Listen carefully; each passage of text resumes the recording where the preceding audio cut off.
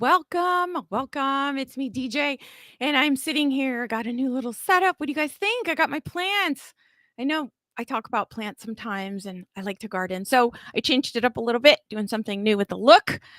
But let's get started. Welcome to Live Streaming Cubed. I love to talk about mental health, advocating, and we are here to serve.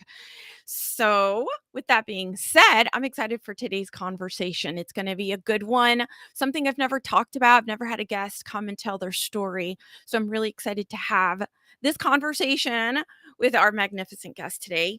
You're going to be pretty, I guess, hopefully impressed with her story. I know I was, but I will say there's a trigger warning just because sometimes these conversations can be a little bit difficult and mature in nature. So I just want to throw that out there. But please, if you're watching this, thank you for your support and make sure you are subscribed to my YouTube channel. Here following me on LinkedIn, Twitch, Twitter, YouTube, everywhere, Facebook. I am there under Silver Fox Talks. That's the best way to find me. And if you're an entrepreneur or business owner in the helping and healing community and you're looking for some services to start live streaming, contact me. Let me know. I would love to serve you and help you get your business out there to help and heal more people in the world, because that's what I'm all about.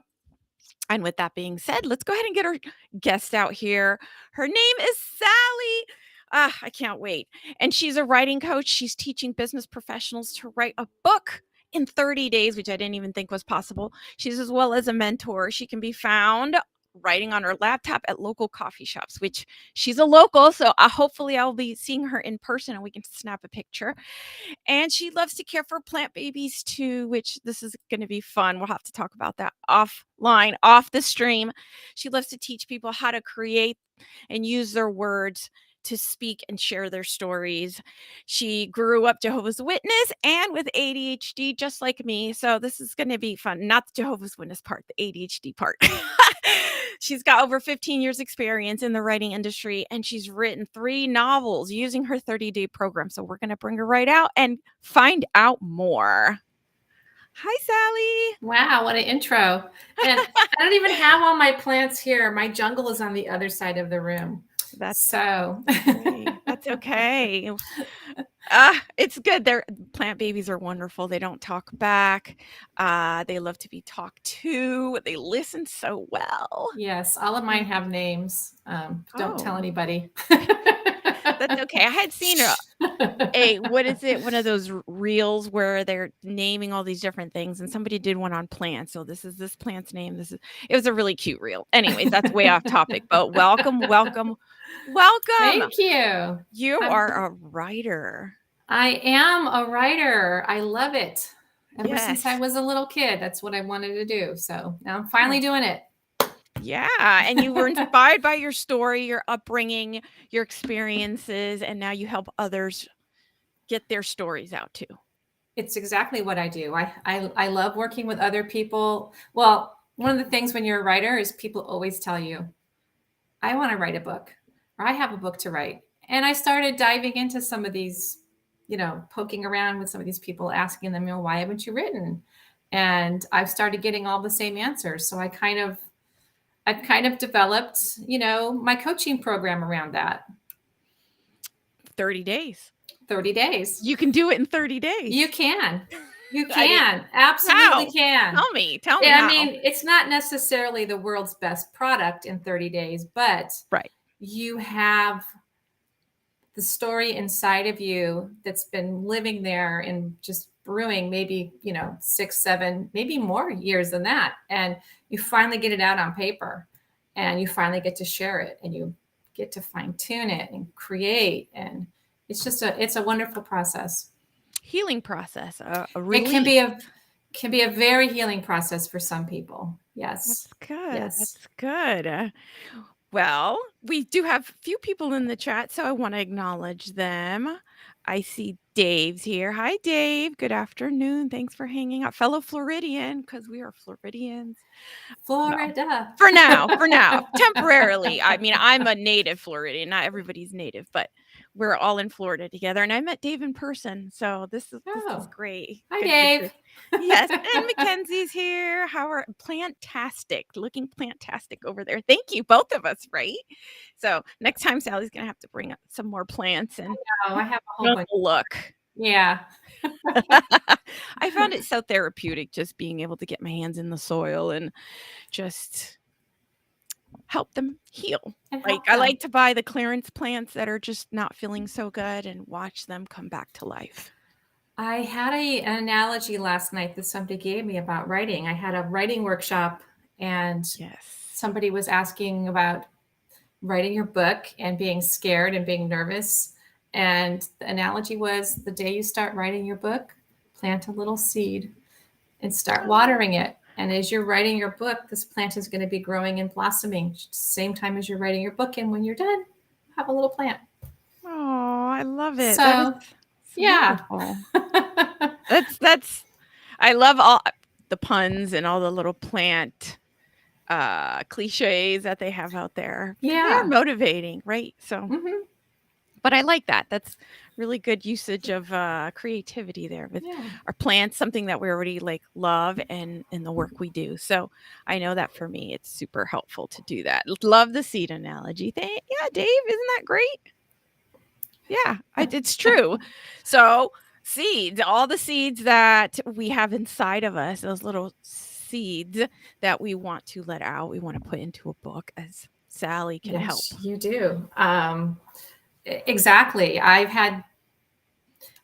some of my ideas, not the one on my own life. That was, easy to, that was based on my life. But, some of my ideas that I get just start as little tiny seeds. And then before you know it, the idea just keeps on going. And then I have a tree, and then I have another plant because the idea was so big, it made book 2.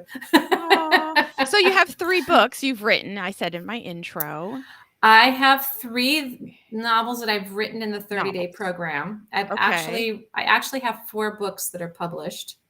But 3 of them are picture books. They're for younger children. They're not novels. So yes, and I did notice that you were I put it in your intro that you were part of one of the. Can you tell me about the company, the agency, the association? It's either the Society of Children's Book Writers and Illustrators.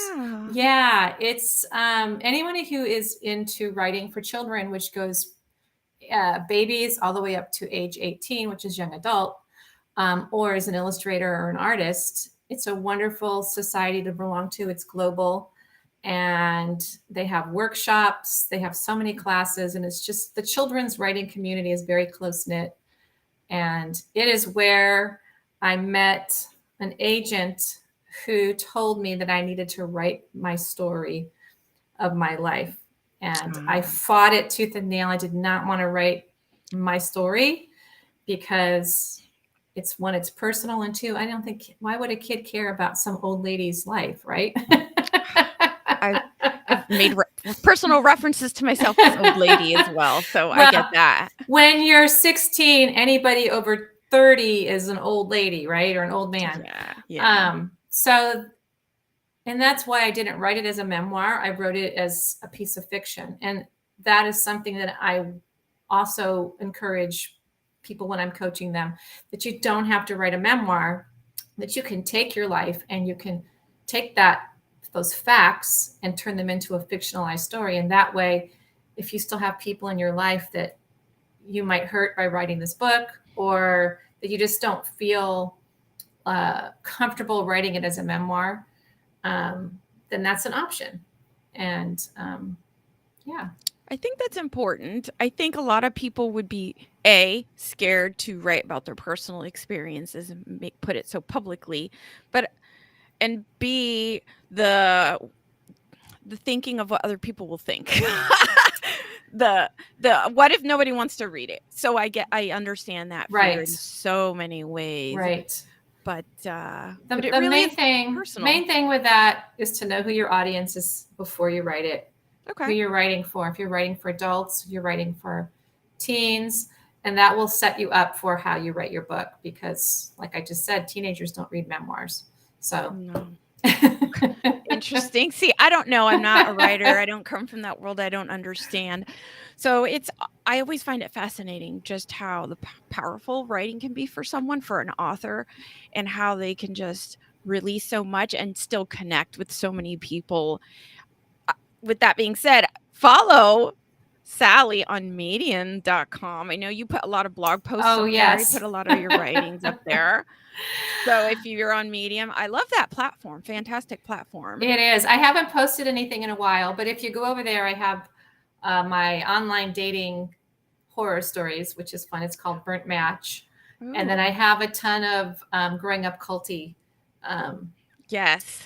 That's how episodes. I got the title, The Truth Yeah, is it's like, Lie, which is your must- book. Yeah, I went searching. I searched my guest. And then growing up Cultish. Cultish. I saw that in your Medium and I'm like, ooh, that's good. This is her story. This is about her and her experience. And yeah. I know you're going to talk a little bit about that. You're also on Goodreads, which is another great platform on there. So follow her on Goodreads. Got lots of followers, lots of book recommendations, books I do constantly reading, people or things that we're reading. I'm not, dare I say, I'm not a big reader. I feel like I don't have time for reader. When I was little, I was a reader, avid reader. As an adult, I don't make time for it. I tell people, same thing I tell them when they don't have time to write, put this down, turn off your TV, turn off your laptop, and 10 minutes a day, you can do something. That's it, 10 minutes. Yeah, you can do something in 10 minutes. You can read quite a few pages in 10 minutes. You can write something in 10 minutes. Yeah. Okay. Dave, I don't know if you read. So if you do read, let me know. I know Mark read, a mutual friend. He reads every day. And I know Mackenzie loves to read and write. So speaking of writing is so emotional, freeing, and so draining as well. I wouldn't trade it for anything. So there's a little bit. If Mark was here, I know that he would be on there like 10 minutes a day, 15 minutes. It's one of the things he does first thing in the morning because it is just ingrained as part of his routine. And it, And audiobooks are great. I don't happen to have an audiobook. I need someone to fund me for that because I'm an independent publisher. But yeah, the audiobooks are just as great. When you're on a walk or you're working out, I count that as reading. I don't care what people say. I do like audiobooks because yes, you can multitask, you can wash dishes, you can be driving, and you can just still be listening. Even to sleep, the storytelling, the bedtime storytelling, I do love those videos on YouTube, and I find those very relaxing. Well, I don't want you to fall asleep if you're reading my book. No. Most people tell me they read it in one sitting. Oh, okay. Or they had to stop reading because they were late for work and they were really anxious to get back to it. So it's not a heavy, it's a heavy story, but it's a quick read. Okay. I'm going to put the pictures in, you know what? I'm going to put the big picture. Watch between us. Okay. Look at that. The truth is a lie. There it is. That's the cover. Shh, I like that. Okay. So tell us about the book and then tell us about the inspiration, your story, your experience, and really about growing up cultish.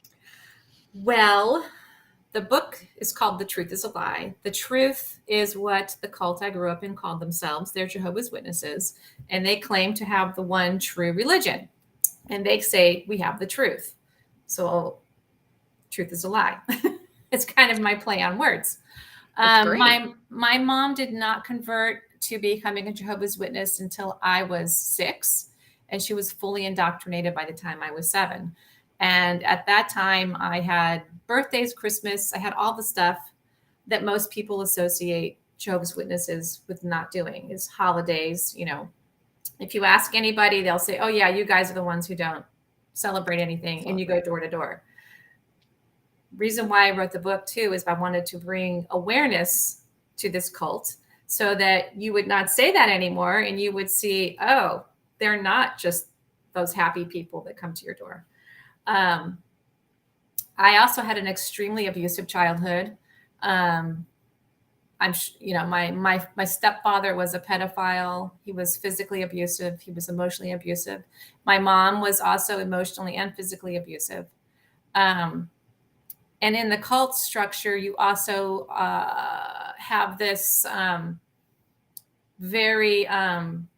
they have a firm grip on you and you're only allowed to do certain things. and you're not allowed to go outside of those boundaries, or you're considered an apostate. You're considered a bad Jehovah's Witness, and you're punished. Part of that indoctrination, that thinking. Yes. That conditioning. Like, conditioning is don't go outside this box and don't think outside of what we tell you to think. Mm-hmm. So part of this also, there's a hierarchy, which is in most high control groups, with the leadership, the elders, the men, the women, and the children. So the lower you are, the less voice you have, right? Mm-hmm. If there's anything, and this is what happened in my life, my stepfather, his behavior, we would tell my mom. My mom would go and talk to the elders, and they would spiritually guide her and say, you don't have any witnesses to this. You need 2 witnesses to anything that's being done wrong to you. If your husband's beating you, you need to have 2 witnesses, and then you come into the elders with the 2 witnesses and the person who's beating you. Otherwise, you're considered to be a liar and you're not telling the truth. Wow. Women are often, heavy. So imagine a child who's being molested, finding 2 witnesses, like there never is, and saying to the elders, I'm here with my 2 witnesses and the man or the woman who was abusing me. It's not going to happen. And typically when you go and report behavior like this, the person who's reporting it is punished. In my mom's case, she was just told to go back home and take care of the kids and be a better wife, because obviously she wasn't doing something right. Mm-hmm. I have other cases, and one of them is actually a client, where she was shunned because she was being abused by an uncle, and she reported him to the elders. She didn't have the witnesses. She didn't follow protocol. And she was publicly shunned, which means disfellowshipped from the congregation, which means nobody will talk to you. She was 14. Poor thing. Even your family. While the man who was the pedophile was allowed to continue on in the community. So this is why I say it does matter, because they're not just in these congregations of Jehovah's Witnesses. They're in your community, and they go unpunished, and they're not even reported. So you wouldn't know, the guy coming to your door, standing on the street corner, what he's doing at home. Wow. That's, and I knew that until recently when and I'm going to make that same comment I made to you when we first met and we talked about that Netflix special. That was really like the first. The Happy Shiny People? No, the other one. The one about different cults, and every episode's about different cults. So the one episode specifically about the Jehovah's Witness did have very similar stories. Yes. And as a child, I was very quiet. I wasn't really allowed to do anything. I didn't have any friends outside of Jehovah's Witnesses. But I never was fully indoctrinated and fully believed it. I always believed as a child that it wasn't true, but you don't really have choices. So my book comes around the time when I turned 15, and I had what would be considered a worldly boyfriend. So worldly is anybody who's not a Jehovah's Witness. Basically, if you're not a Jehovah's Witness, you're of the devil. You're Satan. I'm not kidding. I am not overstating that at all. And I was taken to the elders and questioned by 3 old men by myself at the age of 15, sexually explicit questions. And I mean, they were asking me all kinds of things. Some of the things I didn't even know what they were talking about. This boy and I, we basically held hands at school. I only saw him at the library or school, or maybe at the park. Still innocent for you. Very, very innocent. Yes. That's when a light bulb went off in my head, and I went, wait a minute. I have a terrible mom at home. I have a stepfather who's doing this, and neither of them are being punished, but you're bringing me in for holding hands with a boy who's probably the kindest person I've met in my entire life. And I just said, okay, I'm done.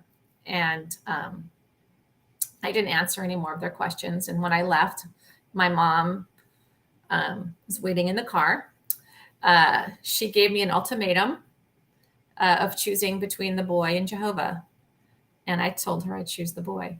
And so that's what got me kicked out of the house because I was a bad influence on my younger sisters. And I stayed in the home for a little while because I needed to wait for my dad, who was in the Navy, to come back. He was at sea. And the whole time, nobody talked to me. Yeah. Nobody in the house. And I wasn't even allowed to be alone with my little sisters. And my mom packed up all my stuff, which was a box, which was really more stuff than that. But I got a box and a suitcase, and I was put on the train and sent to my dad. And my story is I had a dad.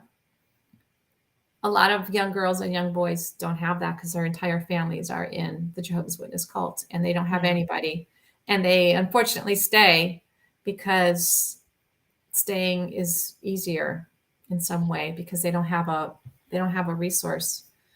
A lot of these young ones leave and they end up committing suicide within a few years because they just don't have support, and they are so scared out in that world. So this is why I wrote this for teenagers, because there was some young people in my life who were just very kind to me and didn't judge me or make fun of me for dressing weird, for not going to parties, for just kind of being an outsider, Yeah. And that bit of kindness is what helped me. So you never know who you're sitting next to, what they're going through, and just giving somebody a pencil when they need it.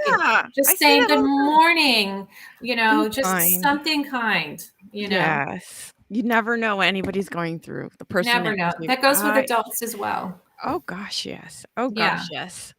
Well, I'm glad that you found you could write about it. You could eventually be able to let it out, and with the intention of helping others, having that as a resource for others, even if it's fictional, just something that they can read, that they can maybe just become more, grow their awareness and be like, wow, okay. In some way, it's a tool for them. However, they take that and apply it to themselves. This wasn't my healing piece. I did a lot of writing when I was healing, when I had such severe depression and anxiety that I couldn't leave the house. That's when I really started writing, and I wasn't writing this. I didn't. Right. I buried all this stuff. I was writing poetry. I was writing songs. I was just writing little stories, and I was writing letters to people that I never mailed. So, yeah. Oh, somebody says, I just finished reading this book. She's faded now from the Jehovah's Witness and formally dissociating. So fading means... Thank you, Lisa. You can't just leave. If you just leave, you lose everything. You lose your family, friends, children. And so you kind of drift away, you fade away, and you're kind of just like all of a sudden gone, and then they don't really notice. But there's still a lot of anxiety with that, because you still lose your foundation and the things you believed in.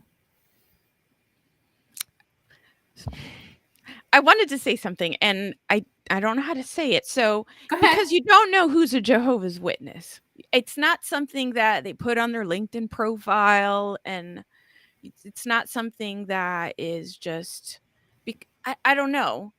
Again, maybe it goes back to the staying within your circle, staying within the group, and not associating.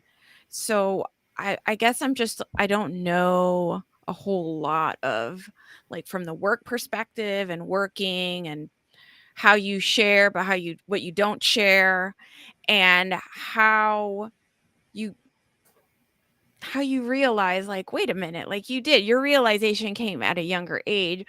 And Lisa, thank you for the comment, because this kind of helps me find this question as to how she's fading now as an adult. And so, Lisa, if you want to share a little bit more about how long you've been involved with the Jehovah's Witness, that would give me a little bit more of context around the question. You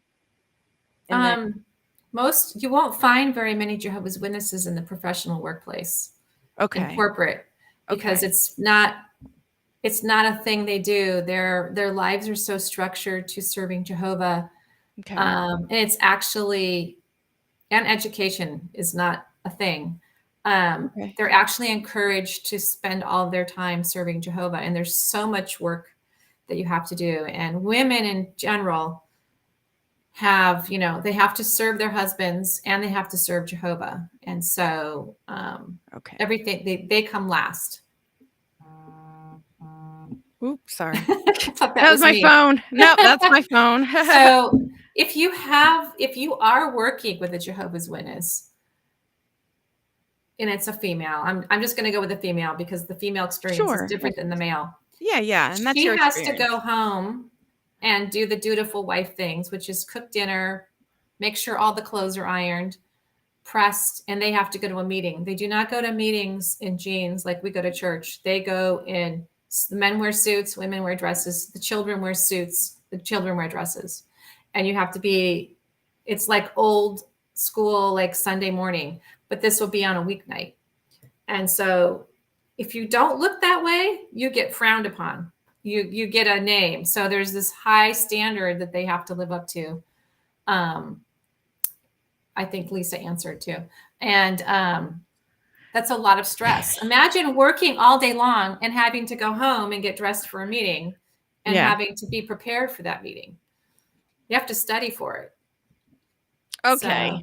This is great. So Lisa's really contributing to this conversation. Yay, Lisa! Helps me understand. This is great. So this is why I love live, because we can really kind of say, wow, okay, I understand, or I'm learning from you, or I can relate to that, and it just kind of brings awareness to all of us. Yeah. So she says, I was in for 40 years. I'm 64 now. I stopped caring about it during the pandemic, just couldn't do it anymore. Then I started learning so much of the teachings are false and not from the Bible. Ooh, the truth is a lie. Wow. See, look at that. So much structure. They tell you how to say and do everything. People find this amazing too. You go into let's say it's a Wednesday night, you go into a Kingdom Hall here in Florida. You can go to a Kingdom Hall in South Africa, Australia, Colorado. They're all teaching exactly the same thing. And the answers to everything they're teaching, they read material and they ask questions. The answers are all the same because you're not allowed to go off script. So if you do, you will probably get in trouble. Wow. Yeah. I'm so enlightened. Like, I'm learning so much. Yeah. So that's, it's so much more than meets the eye. It's so much more than not a birthday celebration. It's so much more than no blood transfusions. And the medical. Yeah. The medical beliefs that you have that affect your treatment and care for yourself, for your children, for your family. Mm-hmm. So much that goes just deeper and deeper that we just cannot get into, but I only scratched the surface a little bit, but wow. Yes. And it's a powerful conversation. It's an important conversation. I wonder how many more people will see this and be like, okay, here we go. And they will come to it kind of like Lisa sharing and really saying, that the truth that they tell you is a lie. It's a lie. And it hurts. It's damaging. It's emotionally and mentally damaging. Yeah. It emotionally scars people for a long time. So is there anything we can do to help and support, or I don't know. I think kind of like what I told you at the beginning is if you have Jehovah's Witnesses in your life, don't come at them judgmentally. Don't tell them you're sorry you have your own religion. What you should be is the kind of person that you would want to have in your life if you were in trouble and you needed somebody to go to. Just be that person that represents, kindness of another human being, Yeah, absolutely. That's the best advice I can give. regardless of Jehovah's Witness or not, it's always about kindness. It's always about being considerate or conscientious of what you're saying, how you're saying things to people, especially when I talk about different mental health issues or disabilities or just chronic illnesses that we have. So that just goes across the board It as does. good old advice. The reason I put it that way is because they are taught that the outside world hates them, literally hates them. It's the devil, and they are taught. And when they start, somebody's kind to them, it just perks a little bit of doubt in their mind. And that could be the seed. I love there that. we go again with the seed. I love that. Okay. So again, a new perspective. I didn't know. Yeah. Since I don't know, I'll speak from, I don't know a lot about Jehovah's Witness. You just assume that it's like any other religion where they teach you God is love and to do unto others as you'd want them to do unto you, right? The golden rule, all those things that were just at least like Christianity, Catholicism, those types of religions. And I think that goes for other religions. I'm not really what is it? Into theology. Theology, but so you just assume that they're taught the same thing, that love everyone and then they're going to love you. But I guess I'm wrong about that. And so, to be honest, if you ask any of the Jehovah's Witnesses things I'm telling you, they will lie to you and tell you, no, that's not true. If you ask them if they shun, they will say, no, we don't shun. And Lisa will confirm that I am telling the truth on that. Yeah, no. They will not admit. And to me, if you have something that's called the truth, why would you lie about what you believe? You can't have a lie in a truth, right? It negates it. Wow. Well, Dave says, thank you, Sally and Lisa, for sharing. It's humbling to listen and hear these stories. It really is. Again, we don't know who might run across this video or who else might come and check you out and be like, okay, maybe I can reach out to Sally and she can help me, guide me. So it's a high control cult. Thank you, Lisa, for your input again. And she also says, it's all true. They shun.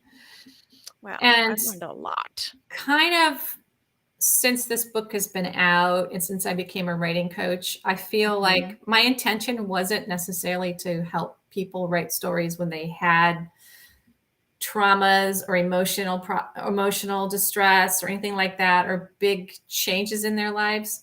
It wasn't my intention, but that is what is being attracted to me.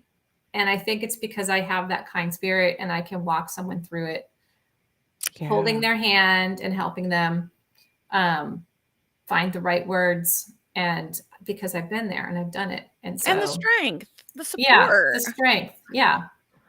Yes. That's so important. Support, so important for any case of abuse, any case of feeling less than, like your dignity is taken away.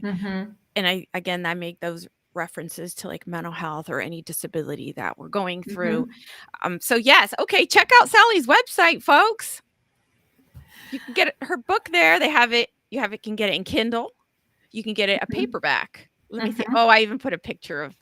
You can even order a autographed copy if you want to get an autographed copy. Autographed copy right on that website right there. That link. So yeah. And you're looking for coffee shops.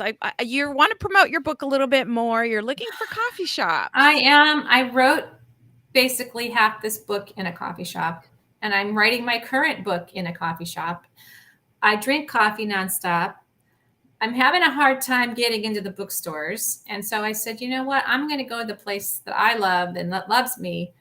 I'm trying to do a coffee shop book tour. Okay. I thought that would be fun. Let me see if I can put that up then. So there we go. There's your book. I know it covers there up. It is. The Truth is a Lie. This is the Kindle. I just took a quick screenshot. You can follow her as an author on Amazon. You can pick up a copy of the paperback as well. Or again, if you love your Kindle and you have one, then grab it on Kindle as well. And if you did buy a copy on your Kindle, I do have some book bling I can send you. You could just message me through LinkedIn or on my website, and I will send it to you. I also have your email too. Let me put up your email. They can email you directly. Yes, connect. Amazing. Amazing. I'm learning so much, and just makes me a better human, a better neighbor, a better person, just out in the community when you're out there doing your thing. Something as simple as getting groceries. And when they come knocking on your door, don't be rude. I think most of us have that propensity to just be like, why are you knocking on my door? I don't want that pamphlet. And you're rude and you're mean and you're just kind of like put off by it. But now I know, just be kind and give them a bottle of water, say have a great day, because they're working hard under this conditioning, these difficult, what would I say, restrictive measures. Right. They're not doing it because they want to. They have to do a certain number of hours preaching to people every week. I didn't know that. Yeah. And I don't know. I know that there's different things that consider a cult, but I know from what you're telling me, they definitely have all those key components that distinguish a cult from a cult. And I heard somewhere, a friend of mine perhaps, that the Jehovah's Witness isn't considered a religion in some countries anymore. Nope. Russia is one, and I think Poland. I don't know. It kind of changes. There's some other countries in Africa. Okay. Yeah, but there's 10 things that make something a cult, and they hit all 10. Wow. They hit all 10. Well, again, this has been a great Thank episode. you. We're gonna have to cut it. I mean, I know. Again, we could keep going. We have to leave. Think we're gonna have to do this a part 2 because I think so. More. I have more to say. Okay. Okay. I have a whole mental health part we didn't talk about. We can talk about that too. I'm going to send you the link and you're going to book part 2 so we can keep going. But definitely go to her website. If you want to write a book, if you have a story, you want to do it, at least get that seed in 30 days. We can do part 2 in person because we live so close. That would be great. I'd have to figure out how we could do a camera and get a microphone and sit down and at a coffee shop. At a coffee shop. Or a plant shop. I know a place that sells plants and coffee, by the way. So okay, well, we're definitely meeting there. I don't know if I have the equipment, but that would be amazing. We'll figure it out. Okay, my friend, my new friend Sally. Yay, my local new friend. It's just so enlightening and heartwarming to hear your story and to be able to help others know that what I can do to just be a little bit more aware of what's really going out in the world and not be so naive about things. Because just be kind. Just be kind. Right? Definitely do a part 2. I love it. Thank you, Lisa. Lisa, you should come on the show. Come on the show and share your story. Maybe we could do a panel. All of us just chit chat and I can learn more because I'm sure that this needs to be talked about more and more and more, and want to encourage those stories to get out there, those experiences. Thank you, Lisa. Thank you. Thank you, Mackenzie. Thank you, Dave. Thank you, everyone. Thank you for those that are going to watch it on replay. Yes. Leave some comments, leave questions. We'll get back to you.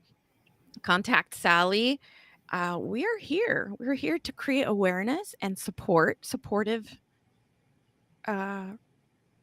connections. Yeah. Okay. Thank you, everyone. Have a great rest of your day and stay safe out there. Take care of yourselves. Bye.